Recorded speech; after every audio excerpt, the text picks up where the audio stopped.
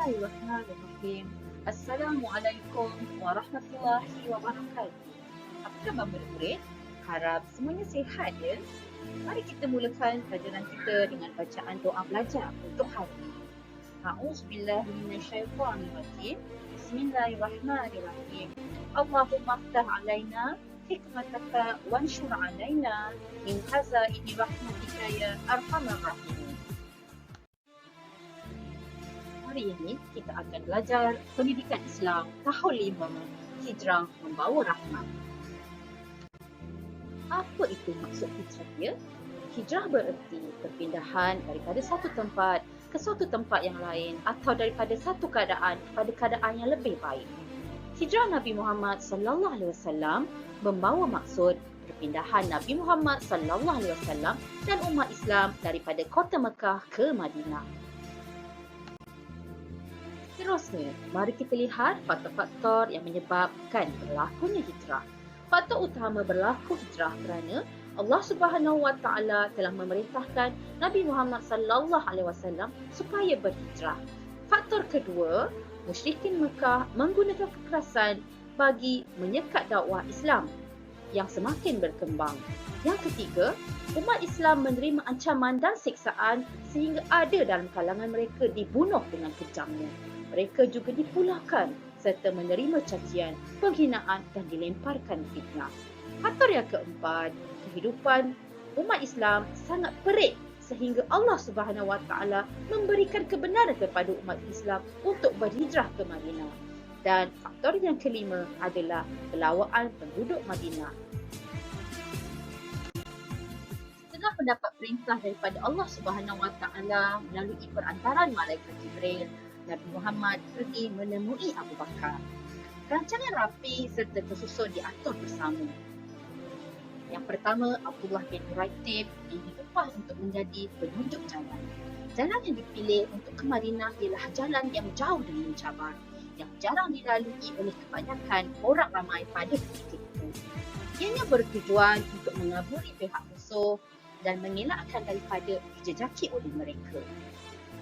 Manakala Abdullah bin Abu Bakar pula ditugaskan untuk memberi maklumat berkaitan dengan pergerakan musuh kepada Nabi Muhammad sallallahu alaihi wasallam ketika baginda berada di Gua Sur. Ia bertujuan untuk mengetahui pergerakan musuh dari masa ke semasa. Seterusnya, Asma binti Abu Bakar ditugaskan untuk menghantar makanan. Ini adalah untuk memastikan bekalan makanan sentiasa mencukupi.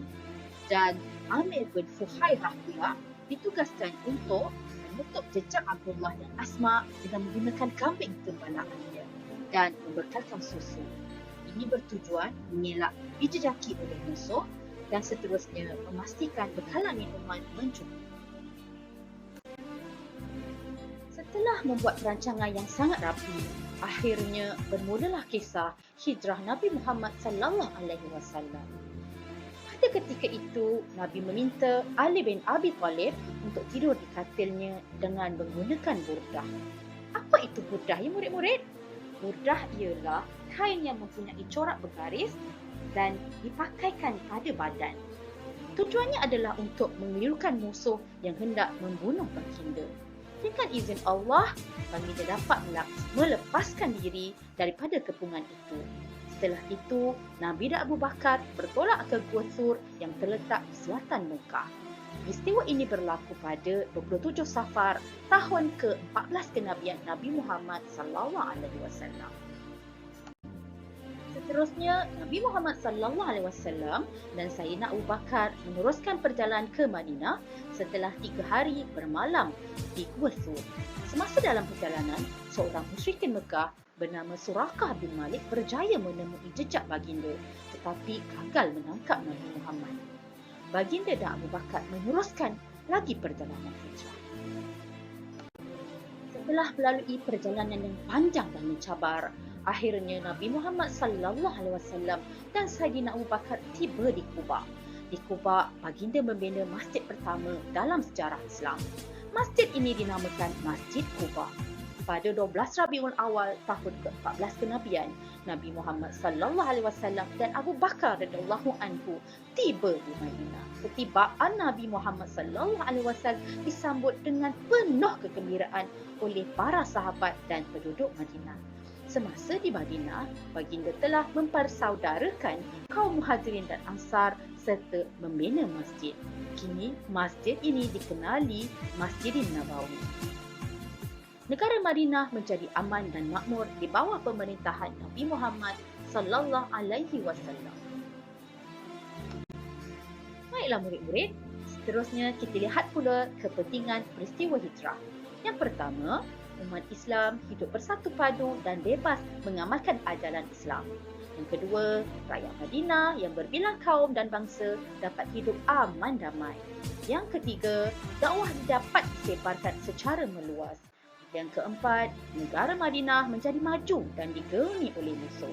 Dan yang kelima, membuktikan kebijaksanaan Nabi Muhammad sallallahu alaihi wasallam dalam mengatur strategi dakwah.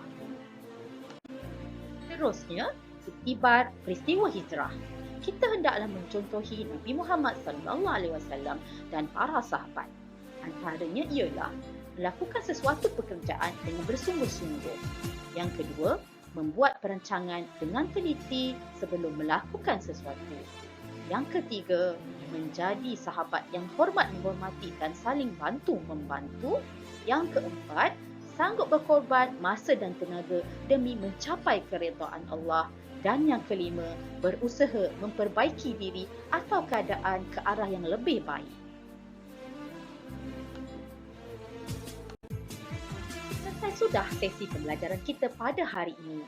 Harap murid-murid dapat memahami pelajaran tajuk ini dengan baik. Jangan lupa buat latihan yang dibekalkan. Semoga kita berjumpa dalam sesi pembelajaran yang akan datang. Assalamualaikum dan jumpa lagi.